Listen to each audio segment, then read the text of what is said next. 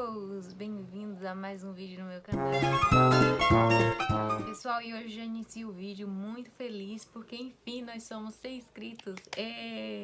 Eu sei que tem gente que vai falar assim, não. Nossa, mas só 100 inscritos é o mínimo, é 10% do que você precisa pra monetizar. Mas eu não tô nem aí, porque quem não valoriza o pouco nunca vai valorizar o muito, né? Eu já tô muito nervosa. Quero começar pedindo desculpa a vocês porque eu andei meio sumidinha aqui do YouTube, né? Andei sumida? Andei. É que aconteceu muita coisa em um período muito curto de tempo e aí a gente começa a ficar triste quando a gente vê, passou um mês. Mas o que importa é o quê? Eu voltei. Hoje eu vim contar pra vocês um pouquinho sobre a minha experiência de pós-parto.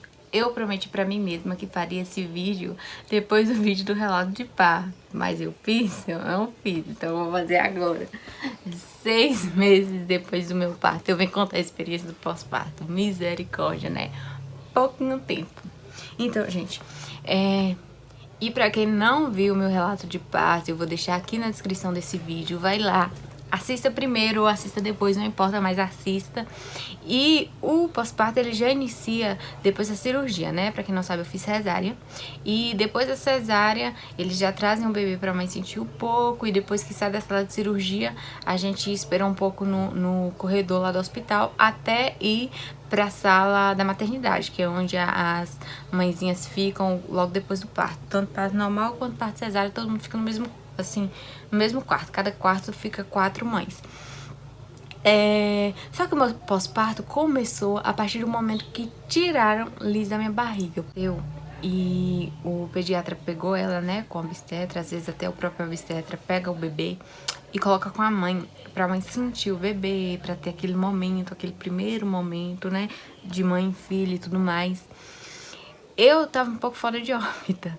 Eu não sei se foi anestesia, o que aconteceu. Eu sei que eu fiquei assim, meio aérea. Eu não fiquei sonolenta, mas eu fiquei aérea. Eu não sabia o que estava acontecendo. Eu ficava assim, meu Deus, mas já tirou o bebê? Nossa, que rápido. Eu fiquei assim, meio que pensando nas coisas nada a ver, meio que voando. E eu, algum tempo depois, me senti muito culpada, porque quando ela nasceu, eu não senti aquele amor, aquela paixão, aquele amor à primeira vista que toda mãe fala que sente. Que fala, ah, meu filho nasceu, e eu fiquei apaixonada, não sei o que, eu não senti. Então, inicialmente eu me senti muito culpada por isso. Só que depois de um tempo eu entendi que pra mim, pra eu, Franciele, não tô falando pra quem tá assistindo esse vídeo, o amor, ele é gradativo. Para as pessoas construir o amor ele é construído. Ele acontece a partir de gestos, a partir de convivência com as pessoas. Não é assim de imediato. E eu acredito que isso tem acontecido também em relação à maternidade. Não foi de imediato. Ah, eu vi, me apaixonei. Ah, eu vi, já amava. Não. O amor, ele acontece desde o momento que a gente descobre que tá grávida. E aí tem todo aquele processo. Comigo, pelo menos, teve aquele processo de aceitação da gravidez, de aceitar que tem um bebê crescendo na nossa barriga. E aí, quando nasce, é um ser humano que a gente nunca viu na vida, né? É uma pessoa que a gente nunca viu o rosto, que a gente nunca esteve com ele. Então, assim, é uma coisa que, pra mim, foi construindo gradativamente. Não que eu não ame minha filha, eu amo minha filha mais do que tudo na face da terra, mas naquele momento eu precisei de um tempo com ela pra sentir isso. E não foi assim de imediato. Tanto que quando eu fiquei um tempo sozinha com ela, que foi o tempo que deixaram a gente no corredor, até levar pra sala da maternidade, eu ficava olhando assim, nossa, mas quem é esse bebê? Nossa, eu não tô reconhecendo esse rosto. mas é porque eu nunca vi, eu só vi nos meus sonhos, então não era do jeito que eu sonhava, assim, era um rosto que eu nunca tinha visto na vida, então assim, é uma coisa que vai construindo gradativamente. Então eu quero dizer também para as mães que se sentiram como eu, para não se sentir culpadas, porque o amor ele é construído a partir do momento e das vivências que a gente tem no dia a dia com o nosso filho. Então, a cada ano que passa, a cada mês que passa, a gente vai amando mais e mais e mais e mais, e só aumenta, nunca vai diminuir. Eu sei que tem muita zoada de fundo, mas vocês sabem, né? A zoada da minha rua é eterna, não acaba nunca. Então, assim, não vai ter jeito, vai sair o som e eu vou deixar. E aí, passado esse momento todo, que nós ficamos sozinhas, nós fomos pro quarto, meu esposo já tava lá esperando a gente. Veio a fase mais difícil do puerpério, né? Todo mundo fala que o puerpério é um terror, mas pra mim a parte mais difícil foi, além do puerpério, né, a amamentação. Porque, gente, pra mim falar da amamentação teria que ser um vídeo à parte, porque foi tanta coisa que misericórdia. Se eu falar aqui vai dar umas 3 horas de vídeo, então né, ninguém merece. Quando a gente foi pro quarto, tem aquela questão de quem faz cesárea não pode se mexer e não pode levantar o tronco, né? Tem que ficar deitado assim, na posição ereta, não pode nem curvar um pouco. Então eu não tinha como pegar a bebê e segurar igual no parto normal. E aí a enfermeira pediu, né? Porque tava tendo toda aquela burocracia por conta do Covid. Então a enfermeira, ela não tinha muito... Ela ajudava a gente, mas não tinha tanto contato com a mãe, o pai e o bebê, até por conta que eles ficam no ambiente hospitalar, né? Que é um ambiente que tem muita bactéria, que tem muito vírus, e aí com essa questão do coronavírus agravou mais ainda. Então ela pediu pro meu esposo pegar a bebê e colocar ela no meu seio. Só que eu não preparei os meus seios durante a gestação. E para as mamães, as meninas que estão me assistindo e que querem engravidar ou que estão grávidas, eu dou uma dica. Gente, estude muito, muito, muito mesmo a respeito da amamentação. Estude sim o máximo que você puder durante a gestação a respeito da amamentação, a respeito da estrogestação, porque isso vai ser muito interessante quando estiver no período do puerpério. E aí, voltando, né, à minha fase do puerpério, ele colocou ela no meu seio. O meu seio não estava preparado. Na verdade, eu acho, assim, que não tem nem como preparar o seio, né? Porque é uma coisa atípica que vai acontecer, que é um ser humano ficar sugando nosso seio 24 horas por dia. Então, não tem seio que se prepare para isso. Mas ela veio pro meu peito e começou a sugar. Gente do céu, misericórdia. Eu fui no céu e voltei. Eu senti uma dor, assim... Não tá escrito do que dói. Ela ficou puxando, e ela chorava e puxava. E a enfermeira falou, será que tem colostro? Tá parecendo que não tem. Elas têm essa neura, né, de falar que parece que não tem, mas aí ela foi lá e apertou meu peito, assim, tremeu meu peito. E viu que tinha colostro. Ela falou assim, não, tem, é porque a bebezinha é gulosinha mesmo. Eu fiquei assim, já tava doendo porque a bebê tava puxando e ela ainda apertou, misericórdia, doeu mais ainda. O que ocorre aqui? Quando a gente faz parto, principalmente cesárea, no parto normal nem tanto, mas na cesárea o leite demora às vezes um tempo maior para descer, varia de pessoa para pessoa, mas no meu caso o leite só desceu 5 dias depois. Então durante aqueles 5 dias ela só ficou mamando colostro e o colostro dá a falsa impressão de que o bebê não tá satisfeito, de que não tá sustentando, mas na verdade tá. E para você que tá me assistindo, saiba que é muito importante deixar o bebê mamar todo esse colostro que sai da mama da mãe, porque essa é a primeira vacina do bebê, então isso aí vai fazer uma grande diferença nele futuramente. É interessante que deixe mamar, saiba que o colostro tá sim alimentando o seu filho e não é porque ele tá chorando que ele está com fome, na verdade é porque o colostro dá essa impressão de que não está sustentando.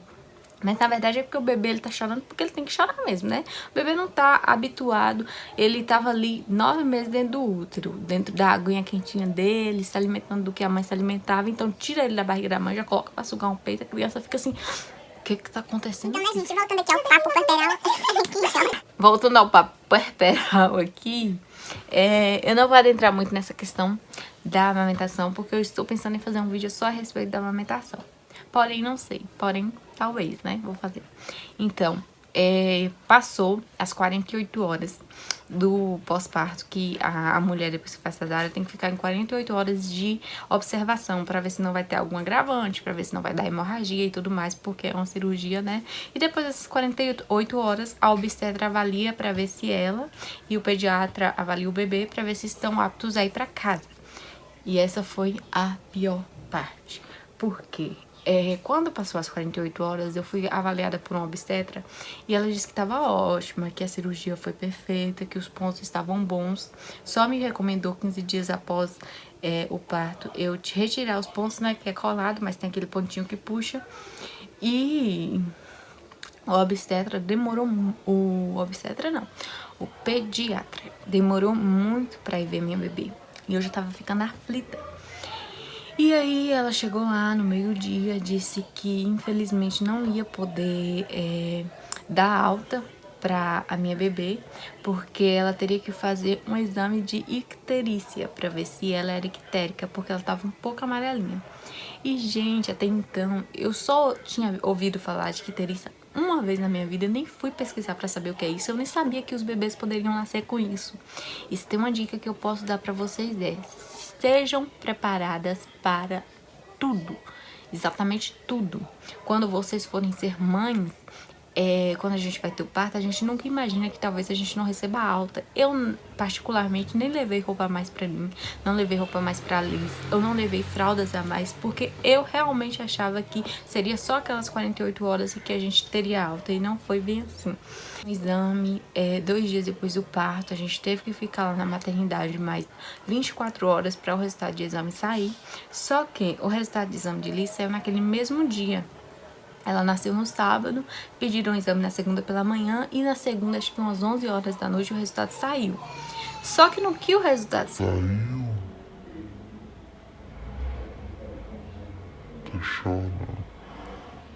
No que o resultado de exame saiu, não tinha nenhum pediatra, nem na maternidade, nem na ala da pediatria para avaliar o resultado. Então eu tava muito aflita, eu tava o tempo todo cobrando das enfermeiras lá do hospital onde estava o resultado, se a gente não ia receber alta. Eu tava bem aflita mesmo, já desde aquele primeiro momento. Então elas pediram o pediatra do pré-parto, né, que é de outro lugar, que nem é da maternidade, para avaliar para mim, para ver se a gente conseguiria ter alta. E ele disse que sim, que o exame dela tinha dado muito baixo, que ela tinha icterícia, só que era pouca, só que a gente podia esperar que no dia seguinte a gente ia ter alta, né? Porque o pediatra de uma ala não pode dar alta na outra. Então a gente teria que esperar o pediatra do próximo dia vir pra falar, pra dar alta pra gente. Aí eu já fiquei toda animada, né? Arrumei tudo mais, nem consegui dormir em paz, porque o bebê não deixa a mãe nem o pai dormir, né, nos primeiros dias. E em paz porque eu tava muito ansiosa e ociosa esperando pra ver se a gente teria alta no outro dia. E aí no outro dia de manhã a gente se preparou, eu tomei banho, me arrumei Liz, pra gente ter a nossa tão sonhada alta. Só que não. A gente esperou e no dia seguinte o pediatra demorou mais ainda do que no dia que eu pensei que teria alta. Na terça-feira, nossa, acho que a pediatra sempre passava 9, 10 horas e ela foi passar 1h da tarde no nosso quarto lá da maternidade. E aí, nossa, foi o pior momento que eu vivi na maternidade, porque ela olhou e falou assim, ó, o exame dela deu baixo, mas infelizmente a gente não vai poder dar alta pra ela, porque ela tá muito amarela e com certeza a partir de agora a icterícia dela vai ficar muito alta. Gente, eu nem sabia o que era icterícia, eu tava assim tão aflita, e ela disse assim, o seu marido não vai poder ficar, ele vai ter que ir pra casa e a bebê vai passar a ser paciente do hospital e você vai ser acompanhante e você vai ter que ficar só. Pensei, eu era mãe de primeira viagem, na verdade eu sou mãe de primeira viagem. Tinha passado por uma cirurgia que eu nunca fiz cirurgia na minha vida, eu não sabia nem como era o pós de uma cirurgia e já adianto pra vocês, é muito dolorido. Ia ficar sozinha com a bebê recém-nascida, gente. Eu fiquei assim, eu fiquei em transe. Eu entrei num estado assim de choro que eu não conseguia parar. Eu chorei de 1 da tarde até 3, de tão... Eu fiquei tão aflita, mas tão aflita que eu não sabia nem como posicionar, nem o que fazer. E meu marido, eu vou pra casa, eu vou pegar a fralda, trazer pra vocês. E detalhe, por conta da pandemia, não tem como ter acompanhante em nenhuma ala do hospital. Então, não era só na maternidade que a gente não poderia receber visitas. Na pediatria, que era onde eu mais vezes ia ficar a partir daquela hora, daquele dia, né? Também não ia poder ter visita. Então, meu marido podia sim levar coisas pra gente lá no hospital, mas ele tinha que deixar na recepção para as enfermeiras levarem pra gente, porque nós não podíamos nos ver, né, por conta da pandemia. Eu ficava cada hora mais aflita, mais angustiada, mais chorosa, até porque, né, o estado puerperal, o puerpério, ele deixa a mulher muito sensível, e aí tinha muitas agravantes. Tinha o fato da minha filha estar sendo internada por uma coisa que eu nunca tinha ouvido falar, não sabia se era grave ou não. Tinha o fato de eu estar no pós-operatório, né, que eu tinha feito a cesárea. Então, assim, tinha um corte, tinha as dores, tinha as medicações. Então, além dela, da minha filha, eu também precisava, assim, de uma atenção que eu não teria porque eu estaria sozinha. E aí começou a nossa saga. Primeiro dia na internação na pediatria, eu tava muito aflita, eu tava muito triste. Eu tava tentando ter o controle sobre a situação, mas eu não tinha controle nenhum. Eu só conseguia chorar e chorar e chorar. Eu não entendia porque Deus estava fazendo aquilo com a gente. Eu fiquei assim, acabada. Acabada é a palavra que eu posso usar, porque eu fiquei acabada. E aí teve o primeiro dia, e aí teve o segundo dia, e meu marido tava indo lá na pediatria todos os dias pra ver se conseguia ver a gente, pra ver se conseguia ficar um pouco com a gente, mas de forma alguma eles deixavam. Então ele deixava as fraldas lá, deixava a roupa lá, deixava tudo que eu pedia a ele. Porém, ele não podia entrar pra ficar com a gente. E aquilo me deixava cada vez mais angustiada, cada vez mais assim, carente, mais triste. E passou o primeiro dia, e aí passou o segundo dia. Os meus seios, por conta da amamentação, tava tendo aquele período de apojadura, né? Que é quando o leite desce, meu peito ficou assim, igual 2 melão, assim, enorme. Nenhuma roupa cabia, nenhuma roupa. Eu vestia as camisolonas folgadonas que eu tinha levado, né, pra ficar lá durante as 48 horas, que eu não sabia que ia ficar lá 10 dias, e meu peito assim vazava, e meu peito sangrava, e passou 1, 2, 3, 4, 5, 6, no quinto dia o leite desceu, e aí ela conseguiu ficar mais calma, né, a bebê, porque eu não, e eu cada dia mais aflita. Eu tive sim o baby blues. Pra quem não sabe, o baby blues é quando a mãe fica muito deprimida no puerpério, e eu tenho certeza que eu tive, porque eu quase entrei em depressão. Naquele momento que eu fiquei no hospital, eu fiquei muito deprimida.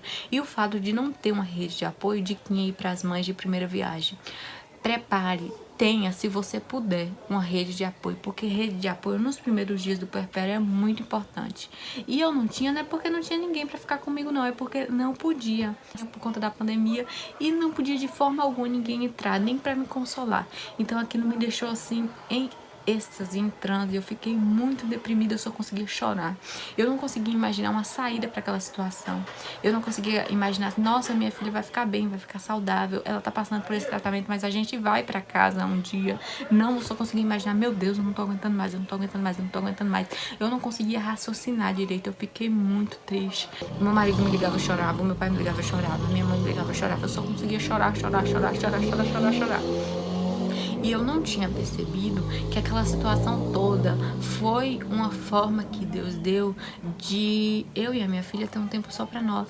Sabe que nesse tempo que a gente ficou, nesses 10 dias que a gente ficou internada no hospital, eu fiquei cada dia mais próxima dela. Ela só tinha a mim, eu só tinha ela. Então, assim, eu pude entender como o bebê se sente fora do útero da mãe. Ele só tem a mãe, ele ficou apegado à mãe aqueles 9 meses, e ele só quer a mãe, o bebê recém-nascido. E eu fiquei daquela mesma forma ali com o Liz, porque eu só tinha ela. Eu só queria ela, eu ficava cheirando ela.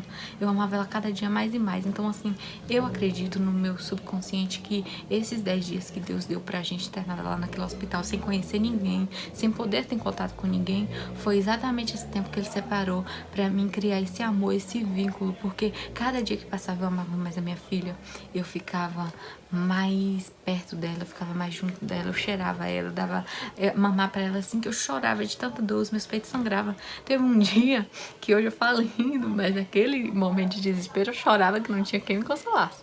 Que foi um dia que eu levantei o peito assim e ela tava mamando. Aí quando eu tirei o peito da boca dela pra olhar, a bochecha dela ficou toda ensanguentada, assim, com o sangue do meu peito que tava sangrando.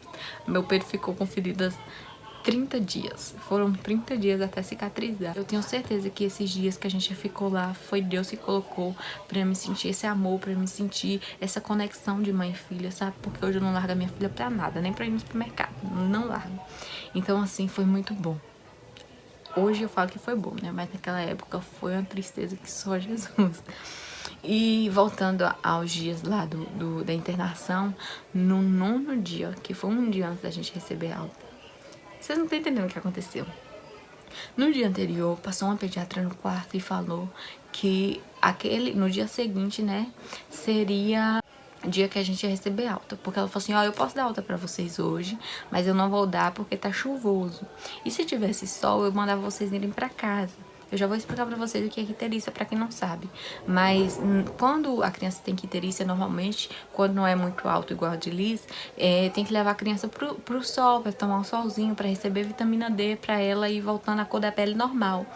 Só que no dia que ela queria dar alta pra gente, não tinha sol, tava chovendo. Então ela falou que não poderia dar alta a gente por conta disso, mas que no dia seguinte ela ia recomendar a pediatra que estivesse de plantão lá pra dar alta. Porém, o que eu não sabia é que eles não se falam. Os pediatras, assim, eles não têm Não tem como ela ver a pediatra do dia seguinte, porque ela vai embora naquele dia, como é que ela vai ver a do dia seguinte? E também eles não vão deixar escrito, né? Então, a pediatra que chegou no dia seguinte não deu alta pra gente. Isso foi o 9º dia de internação dela. Gente do céu, eu fui no céu e voltei quando ela falou que não ia dar alta pra gente, que ela ainda não estava apta a ir pra casa. Nossa, eu fiquei assim desesperada. Eu fiquei tão desesperada que eu chorava sem explicação. Eu chorava, eu só sabia chorar. Eu comecei a brigar com todas as enfermeiras. Eu falei, não aceito isso. Falou que ia dar alta ontem, não deu. Falou que ia dar alta hoje, não vai dar. O que tá acontecendo, gente? Eu fiquei tão desesperada. Vocês não estão entendendo. Eu fiquei tão desesperada, eu fiquei tão louca. Eu briguei com todo mundo que eles chamaram psicóloga pra mim. Chamaram a psicóloga. Porque achava que eu tava fora de mim, que eu não tava normal. Mas realmente, eu tava fora de mim, eu não tava normal. Nunca vou me esquecer desse dia. Eu mandei mensagem pra minha amiga que tava conversando comigo, que tava tentando me acalmar. Tinha 2 amigas que foram 2 anjos na minha vida, que mandavam mensagem o tempo todo, que me davam toda assistência, que queriam me ver bem, sabe? E eu nunca vou esquecer desse dia que eu falei assim, amiga, eu tô fora de mim, eu tô louca, eu não aguento mais, eu vou, ai meu Deus, eu vou ter que sair daqui na camisa de força. E ela, calma, Deus tá vendo o seu sofrimento, amanhã você vai ter alta. Confia em Deus, amanhã você vai ter alta, confia, crê. Já ia fazer 10 dias no dia seguinte que a gente estava internada. E a gente não, ela, né, que eu era acompanhante dela. Era praticamente a mamãe canguru. E aí ela falou assim, se eles não te derem alta amanhã, você faz um barraco aí dentro, que aí você vai sair mesmo em camisa de força. Ai, eu até fico rindo, mas na hora... É por isso que eu falo, na hora ninguém sabe a dor que a gente tá sentindo, né?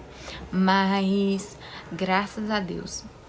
no dia seguinte a pediatra veio, olhou ela, viu que a icterícia tinha já abaixado muito naqueles 10 dias que ela ficou fazendo tratamento, né? Que é o tratamento que é a luzinha que eles colocam lá no bebê. E graças a Deus a gente teve alta. E nossa, assim, foi o maior alívio que eu recebi na maternidade até hoje.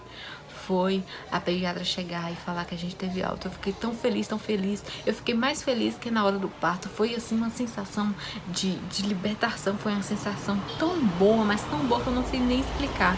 Eu fiquei assim, nossa, eu fui no céu e voltei de tão feliz que eu ficava. Eu só queria dormir. Pra quem não sabe, eu fiquei os 10 dias de pós-parto até receber alta sem dormir. Eu não dormi um dia, eu não dormi um minuto. Eu fiquei meio paranoica porque eu tinha assistido uma... Não façam isso, viu, mamães? Eu tinha lido muito a respeito da maternidade. E teve um site que eu vi que teve uma mãe, saiu até no jornal, que ela dormiu. Ela tinha feito parto, ela dormiu na primeira noite do pós-parto e roubaram o bebê dela no hospital. Eu não sei se foi enfermeira, foi alguém que tava passando, pegou a bebê dela e só conseguiu encontrar 2 dias depois. E aí eu fiquei paranoica, fiquei na cabeça, não vou dormir, vou roubar minha filha, não vou dormir, vou roubar minha filha. Fiquei assim que eu nem dormi, não dormi nenhum dia. Abaixei, os meus pontos inflamaram da cesárea, eu não tive o repouso necessário. A minha cesárea até hoje ela ainda tem, ela é um pouquinho alta porque eu não fiz o repouso necessário, que é muito importante. Quando a médica falar, a obstetra de vocês falarem, faça repouso, não converse, faça repouso, não converse, dá gases. Eu senti muita dor por conta de gases, que eu conversava igual uma tagarela no telefone, né, no WhatsApp, até porque não tinha ninguém no quarto comigo. E assim, quer dizer, teve uma pessoa no quarto comigo que eu não gosto nem de falar, porque foi a pior experiência da minha vida também. Mas siga todas as recomendações do obstetra, faça tudo direitinho para que vocês tenham o melhor puerpério possível, porque o meu, particularmente, foi a pior parte da maternidade para mim, foi o puerpério. Nossa, é um trauma tão grande que nem filho eu quero ter de novo, porque se for para me passar por isso de novo, Deus me livre, não quero não. Então assim, passado esse tempo, eu consegui ajeitar as coisas, né? Eu consegui ter momentos melhores com a minha filha, o meu peito cicatrizou. Depois que ela fez 1 mês, né? Mas cicatrizou. Eu consegui amamentar assim do jeito que eu queria, que eu tinha um sonho de amamentar. Eu queria muito amamentar minha filha. Eu achava tão lindo os filhos dos outros que vivia com o peito na boca, assim, o peito da mãe na boca, o bebê todo gordinho, cheio de saúde, com a saúde de ferro, com o sistema imunológico 100%. E graças a Deus a minha filha até hoje ela amamenta. Amamentou exclusivamente até o 6º mês. Inclusive comecei a introdução alimentar essa semana. E assim, eu sou muito grata a Deus por tudo que a gente passou. Porque assim, Foi dolorido, na época foi dolorido, mas hoje é aprendizado. E eu sou muito grata a Deus por tudo, tudo, tudo, tudo. Ele sabe de todas as coisas. Se ela precisou ficar internada, é porque Ele permitiu. Então, assim, a gente não tem que questionar Deus de nada. A gente só tem que agradecer. Então, se hoje eu posso dar uma dica pra vocês, agradeça a Deus. Em primeiro lugar, agradeço a Deus por tudo. Eu sei que tá difícil. Eu sei que tem situações na nossa vida que a gente acha assim, nossa, eu não vou conseguir passar por isso, eu tô muito desesperada, tá doendo demais. Em mim doía o peito, doía a cicatriz da cesárea, doía o meu psicológico, que não entendia aquilo tudo que tava acontecendo. Mas depois que tudo acabou, agradeci muito a Deus pela vida da minha filha e pela minha família. E eu tenho certeza que é difícil, mas pratique isso, pratique a arte de agradecer, porque é muito bom, é uma sensação assim maravilhosa. E outra coisa que eu queria falar pra vocês a respeito da icterícia. Pra quem não sabe, icterícia é o famoso e velho, né, amarelão, que as pessoas falam que a criança nasce toda amarelinha. Eu nem sabia que a criança podia nascer com amarelão. A primeira pessoa que nasceu que eu vi foi o filho da minha tia, que ele nasceu com icterícia, e foi ela que tinha falado comigo, porque ela engravidou, acho que um ano antes de mim, ou mais, um pouco mais de um ano, e ela tinha me falado da icterícia. Eu nem tinha me atentado a isso, porque eu não sabia direito. Mas é uma inflamação que dá na pele da criança, e quando tá num estágio assim bem alto, que é muita hemoglobina, parece que a criança tem na pele, acaba que a criança tem que ser internada, porque aquilo pode dar uma febre muito alta que futuramente vai causar convulsão na criança.